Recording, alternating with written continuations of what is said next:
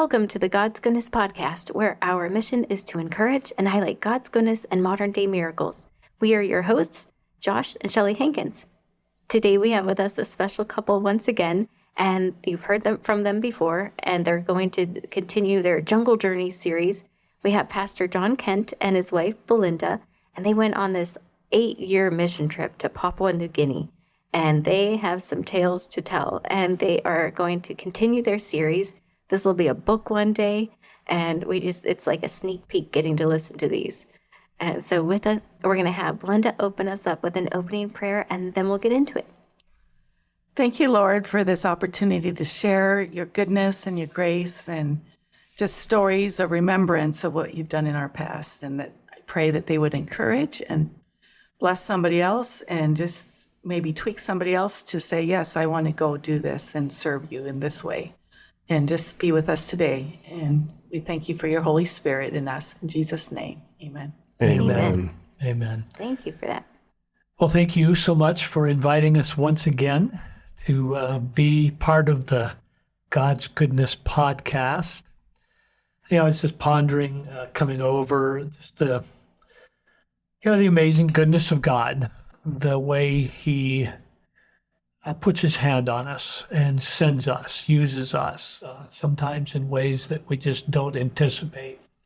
At our church today, we had a little baby dedication, and I read from Jeremiah 1:5, where it says, "Before I formed you in the womb, I knew you. Before you were born, I consecrated you, and I appointed you to be my spokesman, my prophet to the nations," he says to Jeremiah. But I think each of those are just such pivotal parts of all of our lives. He knew us before He formed us, consecrated us to His purpose, and appointed us to a specific mission. Mm-hmm. And I'm just so grateful for that. Hey, I'm going to share a story. Belinda will share a story, and then we'll maybe have another story after that. We'll see how it goes. Sounds good. Maybe just a brief recap. If you're joining the podcast, coming in for the first time here, Belinda and I spent 8 years in Papua New Guinea. It's by Australia, for those of you who don't know. Second largest island in the world, 1,500 miles long, 500 miles wide, 20 feet of rain a year. We were 270 miles from the nearest town, 90 by mud road, 180 by log canoe up the river. So we were among this primitive tribal group called the Iwam people. And God planted us there among that tribe for 8 years. But they weren't the only tribe that we ministered to. The Iwam tribe were a river-based people. They had permanent villages. The primary protein was fish from the river and basically anything else that moved. But that, fish was their main, food, and then lots of, foods that they scrounged from the jungle, gathered from the jungle, and a few that they grew. But there were other tribal groups. And I want to tell you the story about the Drupas people. The Drupas people were another hunter-gatherer group.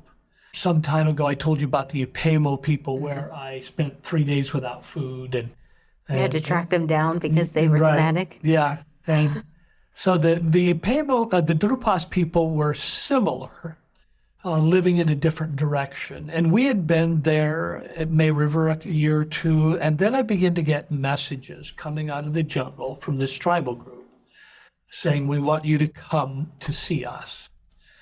And, we were just so busy with so many things, and that message just kind of fell to the wayside, for some time. And again, and then probably a third time this message came, "Please, won't you come see us?" And the problem that we faced was, even if we went, what would we do? We just didn't have resources or people to send. Our Iwam people weren't far enough along in their journey to be missionaries yet.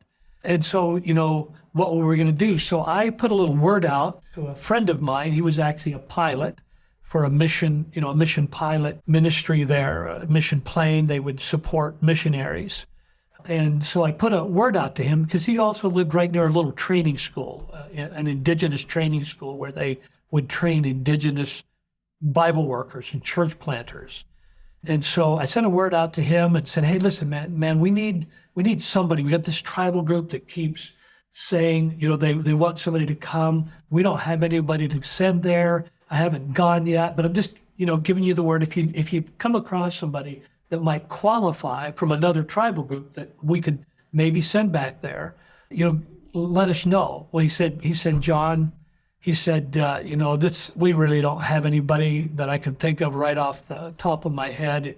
It could be a little bit before we come up with someone. And I said, that's fine. We haven't even been back to find this tribal group yet.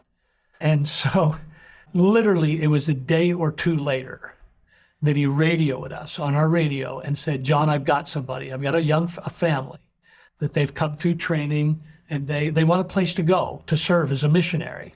And, these are indigenous New Guineans who love Jesus and, just want to share their faith. And so I said, well, and he said, here's the thing. He said, if you want him, I'm going to bring him tomorrow. And I said, we haven't even been back to the tribal group yet. I have no idea what the circumstances are. He said, John, this is the chance. If you want him and his wife and his 2 children, I can bring him tomorrow. And if you don't take him tomorrow, I don't know. Yeah, it's come take it or leave it. He may go somewhere else. So, we said, okay, bring him. So we had a little grass airstrip 4 or 5 miles upriver. So the next day, the pilot brought Andrew, a canoe, and his wife and 2 children, and landed there at that little airstrip. We went up and picked him up in our log canoe or boat, can't remember, brought him down, and got him settled temporarily and spent a day or two together. And then I said to Andrew one day, Andrew, I think what we should do is tomorrow, why don't we take an exploratory trip? Just leave your wife here, your kids, and we'll just take a trip, because we don't know exactly where they live. I've had no personal contact with them. We don't know what the circumstances are. And I said, I think just you and I and a couple of my helpers, we should take a trip there. And he said, no, I'm not doing that. If I go, I'm taking my wife and my kids, and we're gonna go. And I said to him, but Andrew, we don't know the circumstances. There's probably not gonna be a house for you. Where are you gonna stay? He said, John, I didn't come here to hang out with you, was basically what he said in the language. I came to be a missionary. Let's get to it. I came to share Jesus with people that don't know him. And so I said, well, if that's what you want to do. So that, we packed them up the next morning, all their bags and billums, string bags of their personal supplies, and put his wife and these 2 children. And then we began this journey back to this tribal group, which required going up our river into a tributary, going, up this tributary that just got narrow and narrow until we really couldn't go anymore. Then we had to climb up over a mountain, drop back down the other side, wade the stream, the river. With kids and supplies. Yeah, kids, supplies, everybody carrying everything in their backs. Oh my. And so literally it took like 8 hours to get there from the time we left till we got into where their a semi-permanent village is. And so, and I'll never forget it, you guys. So we got there, and what is there? This tribal group who didn't know Jesus, this tribal group who'd been sending messages that we want to hear about the Christian God, had built a house for someone to come tell them about Jesus. That's faith. It was already built. They built a little bush house for a missionary to come tell them about Jesus. And not only that, they built a little bush church, a bush house that they could start worshiping a God that they didn't even know being taught by a missionary that they had never met or never seen or never had a promise that they would actually get one. But they'd done it all in preparation for that. And It God reminds showed me up. of the story of the 2 farmers that prayed for rain, and one of them planted, Right. Yeah. right? And showing their faith in God. When I speak of that, his signatures in all of creation, right? That you can see God in everything, that they saw God in it. Enough to build things, enough to have faith, which is incredible, like tremendously incredible. And then God blessed them with what they Yeah. were longing for, people to guide them. Yeah, just amazing. I just remember it brought tears to my eyes. Now, so this family, it reminded me of you because he had 2 kids and the wife and said, we're going. And then you didn't know what you were going into really. And then you're like, I'm taking the family anyway. Well, and so it was like them. But different because he knew, because he scouted ahead. He went ahead and then he collected For them. sure. And they were but just at the like, beginning, let's they do were this. going to go. So at what, were you scared for his kids and his family because there wasn't that possibility? There was no certainty that there is an, or again, unknown area that you're going to or not well known. And if something happens, you are cut off. But how uneasy did that make you feel before you were like, fine, you want to go? Let's go. Well, Andrew and his wife, Anna, right? Anna was his wife, I believe so. It's been a long time. But yeah, Anna it was. So, and Andrew and Anna were New Guineans, used to living at a village level, used to growing stuff in the jungle. So it wouldn't have been like me going in there, right? But still, it was completely unknown because we could have gone there and there would be nothing for them to live in, right? But when we got there was a house and a church that they had built for that purpose. So they wouldn't face the same risks that I would. We knew that the tribal group wanted someone to come, so we kind of expected there would be openness. We just didn't know the level of preparation. Yeah. But God, it was done. It was just done, which was amazing. Just like your house. So, yeah, exactly. So I'll never forget that night. I met with the village leader and leaders. And I said, listen, I want you to gather your people tomorrow. Tell them to come here so that we can talk about what it means to have this man and his family come be here to tell you about God. And so they said, okay. And so I'll never forget, I went to bed that night and got up early the next morning and came down to the river to kind of wash my face and hands along the edge of the little river there. And as I'm kneeling there, splashing water in my face and kind of cleaning up a little bit, I look up and coming, from up the river and coming from down the river and coming from across the river were people streaming. I don't like using the word primitive because primitive by our standards, but it's just how they live, right? But these men and women coming out of the jungle, nothing but grass skirts for the women, near nakedness for the men, carrying children, coming streaming together into this place to hear the word of God for the first time in their lives. Just amazing, And so we gathered them that morning and just talked to them. I had a little worship with them, began to tell them a little bit of the story of God. And, we'd prepped Andrew with the resources he needed and just talked what it meant for them to have him there and how they needed to care for him. And, of course, God had already been preparing their heart for that. And so, yeah, Andrew and Anna moved in with their children. And today, there's a church and many Christians that live there at that village because of what Andrew and Anna did. They moved in, they began sharing, they sacrificed, because it was a sacrifice for them. Eventually they left and we sent our first May River, our first Iwam missionary, went back to continue the work that they did. And eventually, you remember a session or two ago, we talked about young Jacob, little Jacob with the wheelbarrow. Jacob and his wife went there to continue that work. Oh, how nice. And, that was his first mission venture.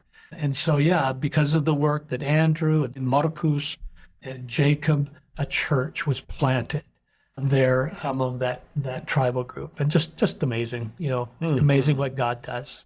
He keeps showing up in these stories over and over. I love it.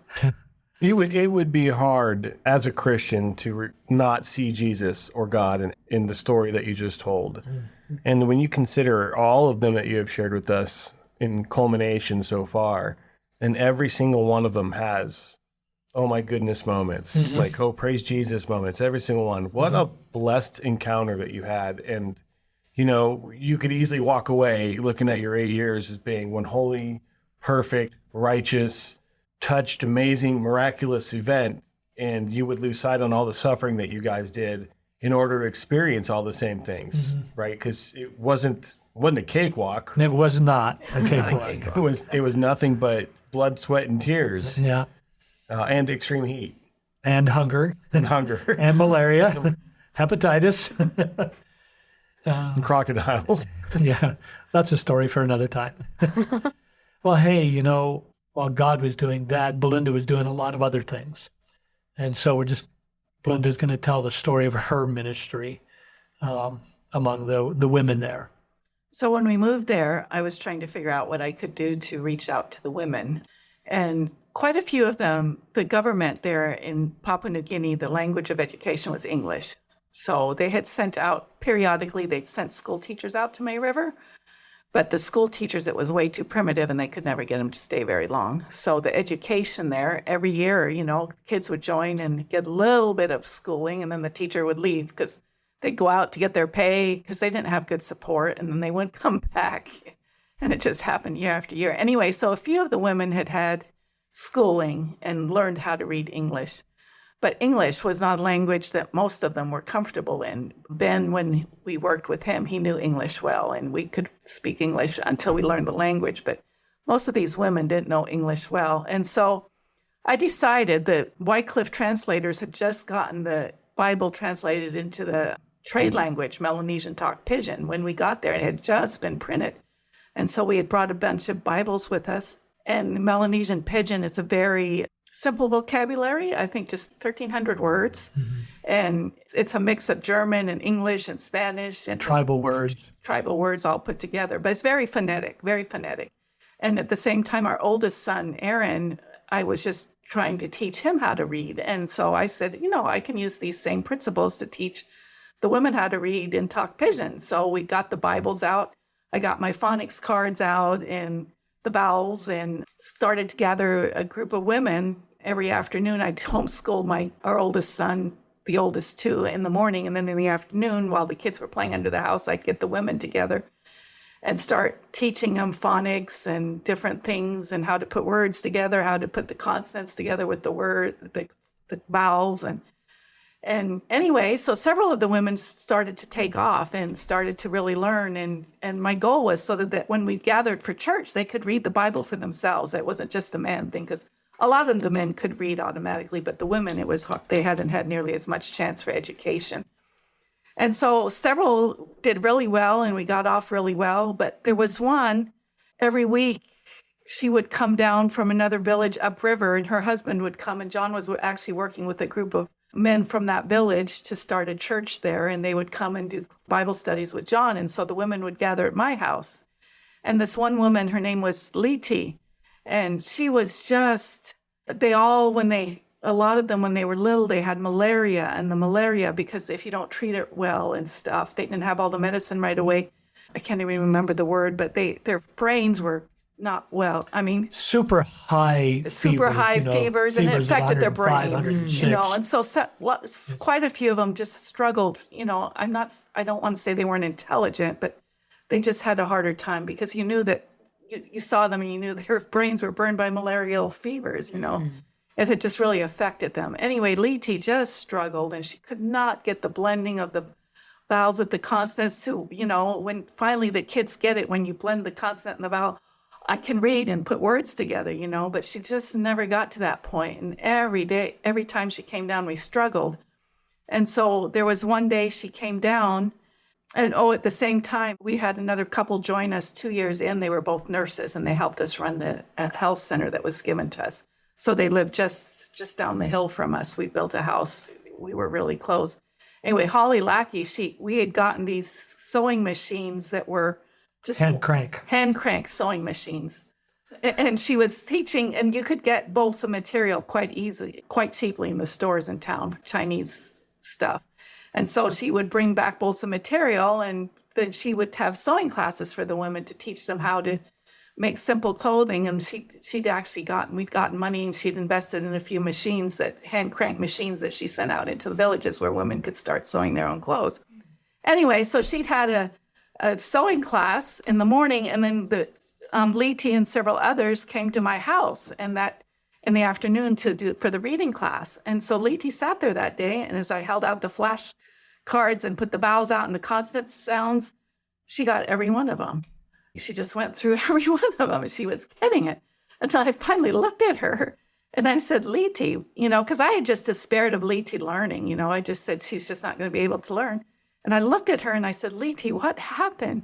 And she said, well, down there at Holly's class, and Holly always started with a Bible study and just praying with them. And Holly was just an amazing prayer warrior. And Leti said, Holly just prayed for us. And she said, I know that my brain's, the pigeon term was her brain was closed. My brain's closed and I can't get anything in. And she said, Holly just prayed for our brains to be open and for God's light to come in. And she said, I just felt God coming and opening my brain. Wow. And she just picked up after that. She just picked it up and was able to read. And pretty soon we had a little church going up there. Her husband was the main leader of our church up there. But it was just an amazing experience to see these women. And most of the women, while I was there, were able to learn to read and write and led out in our worships and in the afternoon services. Every Saturday afternoon, we had a little vespers, and they would lead out, and just to see their Bibles open and they could follow along. And it was just an amazing experience. Must have been a relief. Yeah. Like, oh, she got it. Yeah, it was. At the same time, though, answered prayer immediately, prayed for some healing, prayed for restorative power, and see the fruit of it. To see, you knew that you couldn't. It was beyond your capability with your resources to help her, and you saw her read. Yeah. That is amazing. It blows me away. Yeah. You mentioned earlier that a lot of the men could read, but the women couldn't. Is it because they wouldn't bother sending the girls to school? Or? It wasn't as much of a priority, I think, back then. So again, what would happen every year, the government would try and send out a teacher. They would be there for a few months, and the boys just seemed to get it, and the girls just didn't get as much priority. Yeah, I think they were needed at home to help take care of the younger children or the babies, or, and just not as many. Wasn't just a priority for them. And so just to continue real quick, after I taught the ladies to read and write, after that, there was a group of young people that I'd worked with. I started our Sabbath school, Sunday school with them, and then got them through all the divisions, got them older and older. And I trained women to take care of the younger kids, and I kept working with the older ones every week to teach them Bible stories and stuff. And there was a group of them that had some schooling too, and were fairly bright and were good at English.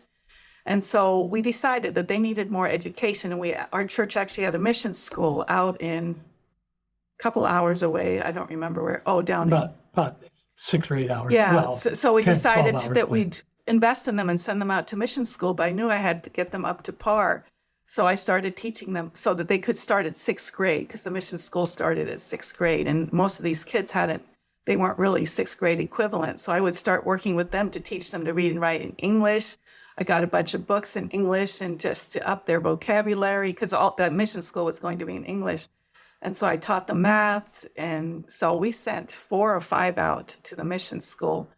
And one of them, actually Jacob, was one of them. And he's the one that is our leading pastor there now in the area. And he actually went to the New Guinea, quote, seminary, not university, but the Bible school. Like a Bible school that just gave him more advanced education. More advanced education. So and leadership skills. But each one of those, I think most of those kids, young kids back then, are all still main leaders, in the church, anchors in the churches that are there now. That's awesome. All right. The journey there, Joshua, you referenced earlier, that it wasn't all roses and butterflies. Right. It wasn't just from one miracle to the next, experiencing God's goodness and all its splendor. Yeah. And so I want to tell a story that kind of goes down that path. There was a man by the name of Momby, who was one of the key elders in the village level elders, not church elder, but he's an elder in the village. The Iwam people didn't have a main leader, but all the old men were your leaders. They were the ones that they were called the big men.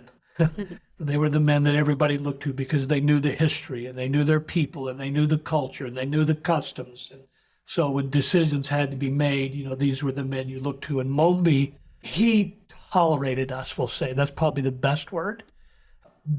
And as people began to come to Christ, while on the outward side he was friendly, he, behind the scenes, was always working to drag people back into the culture, into the fear and manipulation of spiritual forces. And so it was always a struggle with Momby, and you always knew that influence was there, keeping him from, that influence of trying to keep people from leaning into Jesus. And he was doing it because he's afraid, right? That's all it was. Mm-hmm. He was afraid that, if we leave our culture, what's going to happen? The spirits are going to react. Mm-hmm. And so, this went on for some time, and then Momby got sick. And coming to our clinic and our flying doctor program, we eventually found out he had spinal tuberculosis. Ooh. Which was nothing that could be done for that in that environment, this primitive environment. And so, he just continued to deteriorate. And one Friday, I'll never forget, I was at home and I heard the wails from across the river. And I knew that Momby must have died. And I knew that meant that evening I was going to need to go down the hill, cross the river, and go over to the village and go up into the morning hut with the village. And so after getting our kids to bed that evening, I did go down the hill, got in my little log canoe, paddled across the river in the dark, and went up into that hut. And as I go into that hut, you guys, it's a scene that is forever printed on my mind. I've gone through it several times there, but this was the first. And, as I climb up into this large, primitive hut, the body is laying in the middle of the floor. And on that body are probably 10 to 15 men. They're just writhing and screaming and wailing on top of the dead body. And the truth is, as he neared death, they probably actually crushed the life out of him in those final moments as they pressed onto him.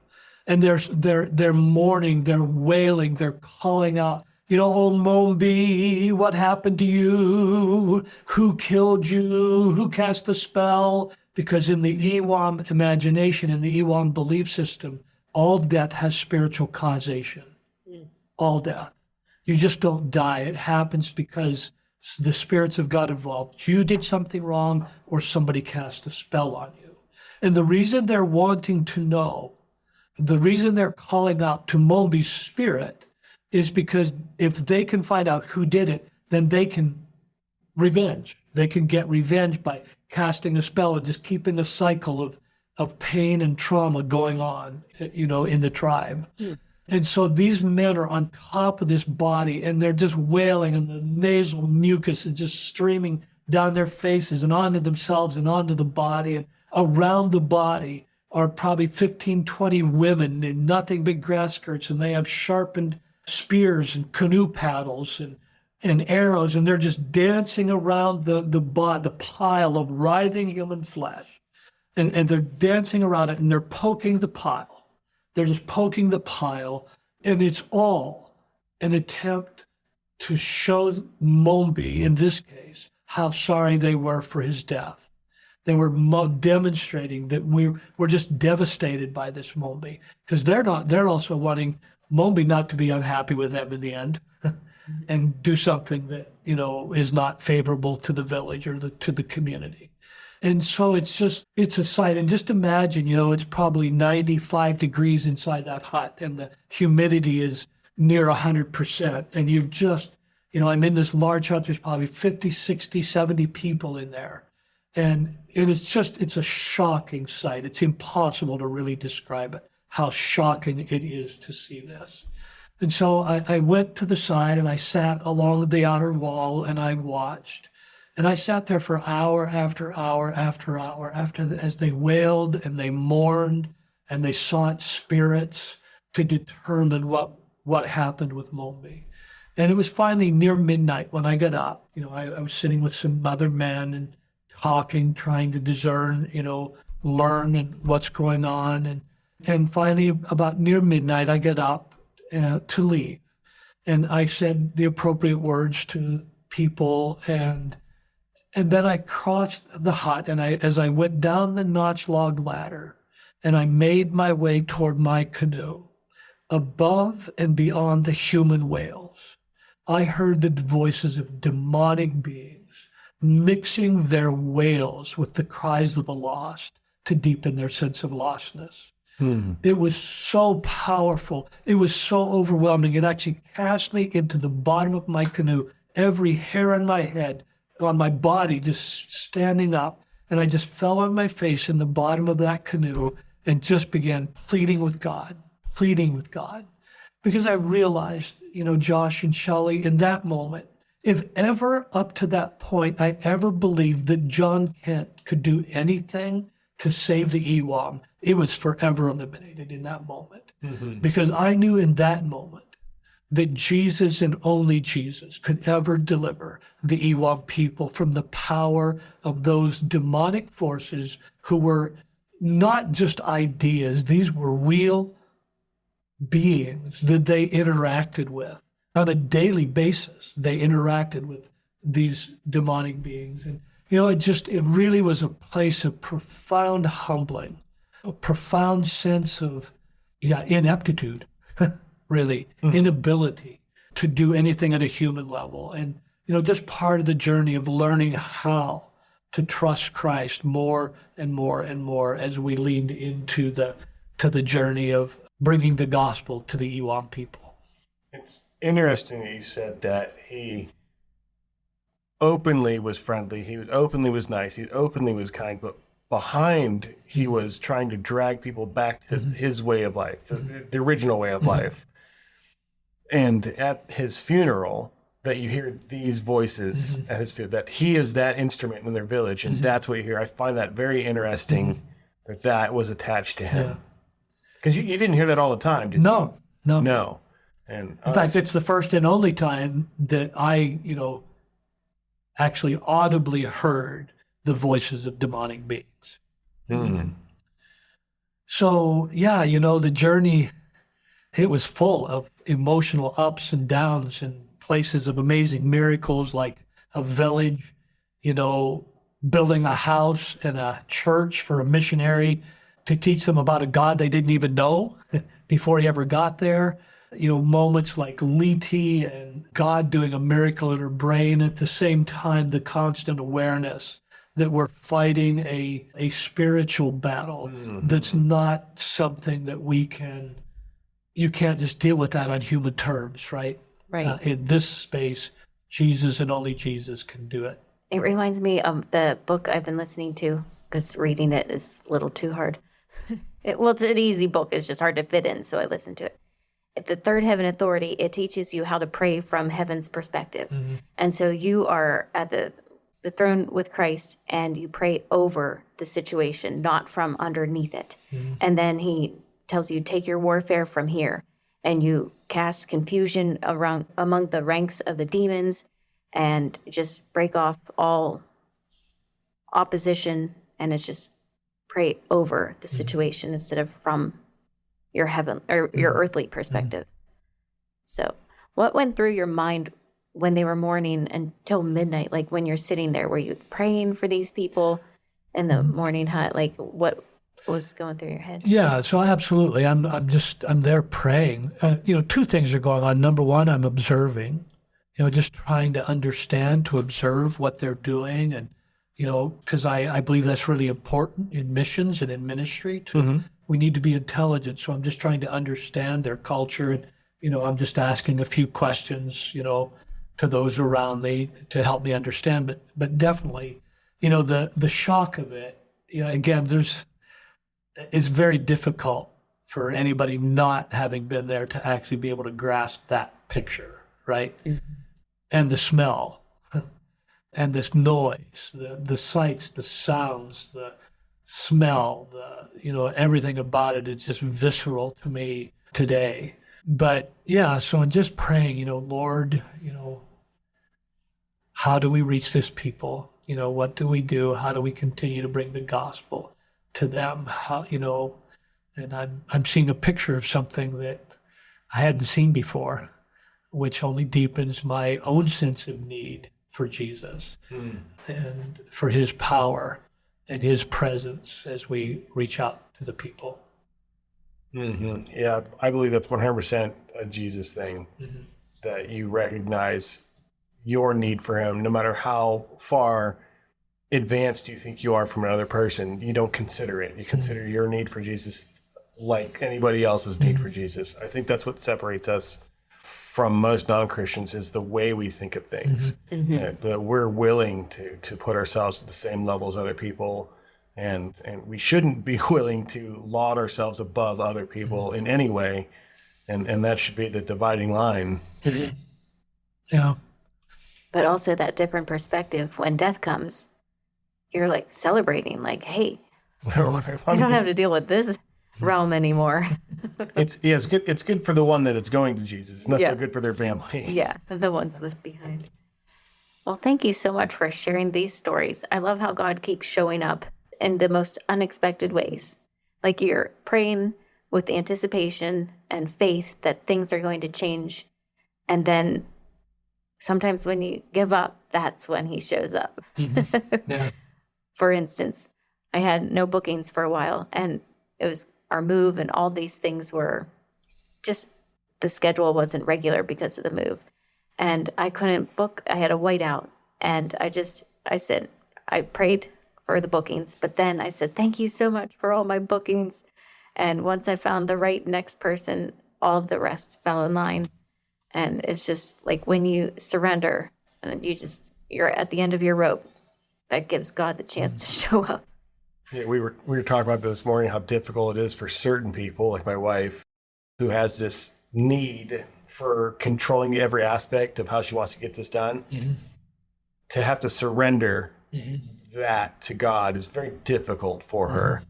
But she did it, and look at her go. And now I have plans because I let go and let God. And all it does is for him to teach her more and more, to release that to him more and more, and it's stepping into it, and granted, giving her baby steps so she doesn't fight back too much.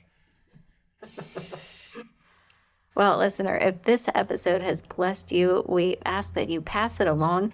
Check out the other episodes that the Kents have been in, and you will be blessed. I feel that God has a message for everybody in every episode, and he wants to speak to you. He wants that relationship with you. So call out to him. Reach, if you're distant from him, he is just waiting for you, and he just can't wait. And also, if you'd like to help us with our little mission, we have links for donations in the About section of the podcast. So whatever you're comfortable with and whatever the Spirit leads you to, that would be amazing, and it would help us a lot. And we'll also take prayers. And with that, we'll talk to you next time.